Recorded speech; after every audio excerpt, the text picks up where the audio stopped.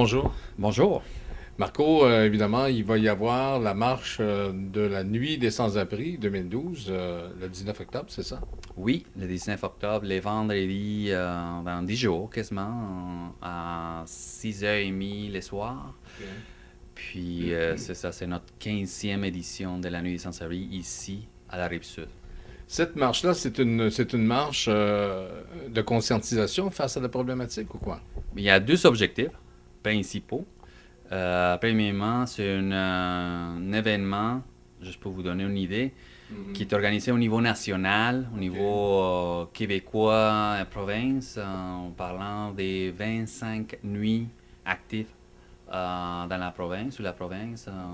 Je vous donne quelques exemples. Montréal, Québec, Gatineau, Sherbrooke et nous ici à la Rive-Sud. C'est la 23e édition de la Nuit nationale. Et comme j'ai dit, c'est la 15e édition ici à la Nuit de la Rive-Sud. Les objectifs de la nuit, en fait, c'est un geste de solidarité OK. au niveau de la pauvreté, OK. du risque aussi à l'itinérance. Il y a ça.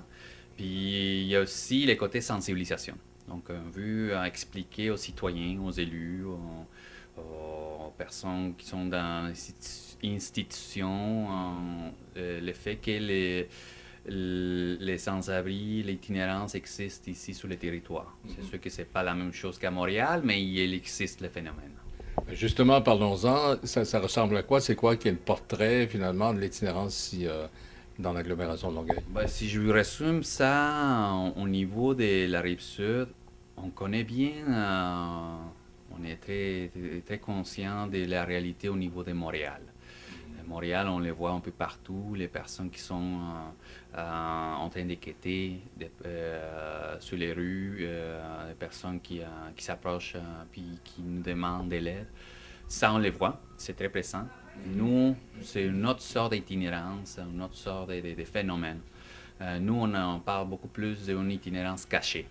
OK. Cachée, ça veut dire que, ben, logiquement, on ne la voit pas. Mhm. C'est moins pressant sur la rue, mais ça ne veut pas dire qu'il n'existe pas. Nous, on traite plus les sujets comme personnes qui sont à risque de tomber sur l'itinérance, des personnes c'est des personnes sans domicile fixe. Ça veut dire que ces personnes-là se promènent des fois des maisons en maison de refuge, en refuge, des fois à Montréal, des fois à la Rive-Sud, des fois ailleurs. Puis, qu'est-ce que c'est ça? Ils sont des personnes sans domicile fixe et aussi des personnes qui sont à risque de tomber sur l'itinérance. Donc, c'est un peu les résumé au concret de c'est quoi le phénomène de l'itinérance sur le territoire. Je peux dire que c'est beaucoup la présence des jeunes adolescents qui Il y a beaucoup de doutes, c'est ça, non? c'est ça. De plus en plus, ou est-ce que De plus c'est en plus, récurrent, oui? il y a ça. Il y a aussi des familles monoparentales qui sont à risque OK. de tomber sur l'itinérance. Et puis, de plus en plus aussi des cas qu'on ne voyait pas avant, des personnes âgées, Ah oui. 65, 60 ans et plus, qu'il y a des cas ici, exactement ici à l'abri de la Rive-Sud. Et puis même à la maison des femmes, la maison Elisabeth Bergeron, où il y a des cas où il y a aussi des personnes âgées qui se présentent là.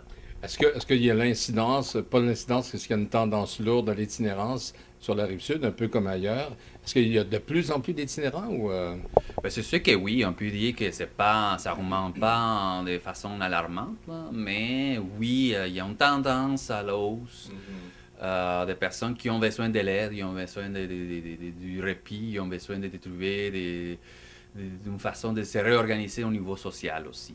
Fait que c'est ça le phénomène qu'on a, puis on est pas mal d'organismes qui sont là pour répondre aux besoins des citoyens. alors ces organismes-là sont regroupés sous le chapiteau de la table d'itinérance, c'est ça? Exactement. Donc, la table itinéraire Rive-Sud, on considère que c'est une table sectorielle, mais c'est plus une table sectorielle, c'est une table multisectorielle. Je vous explique. On a des organismes membres de la table, qui sont des organismes dans les milieux communautaires, mais il y a aussi des organismes institutionnels, comme le C3SP Boucher, Champlain, C3SP Champlain, Charles et moi maintenant. La ville de Longueuil, l'OMH est là, Service Canada aussi, Mhm. des acteurs institutionnels. Mais aussi dans les milieux communautaires, on se considère une table multisectorielle parce qu'il y a aussi une représentation au niveau toxicomanie, Mhm. il y a aussi des représentants au niveau santé mentale, puis évidemment en prévention et en itinérance. Mhm. Parce que c'est ça, on sait que l'itinérance, c'est lié à la toxicomanie, à la santé mentale, à la prévention, puis à l'itinérance carrément.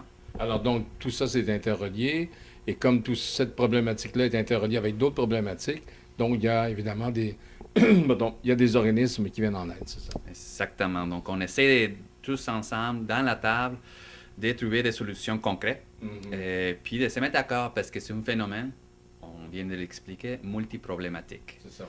Donc, il faut se mettre tous ensemble. Puis c'est pour ça que la table, peu à peu, il a évolué. On est dans le 10e anniversaire de la table. Il a évolué. Maintenant, je peux le dire que c'est une table multisectorielle.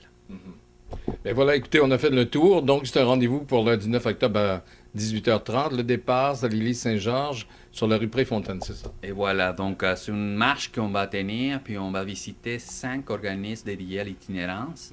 On va expliquer les services des organismes et on va faire une veillée au parc Émile Bouffard, OK. où on va finir notre... Fernand Bouffard, excusez-moi. C'est ça, ouais. On va tenir notre dernière activité à partir de 6h30 le soir à l'église Saint-Georges, puis on finit vers 11h. Bon, ben c'est un rendez-vous. Merci beaucoup.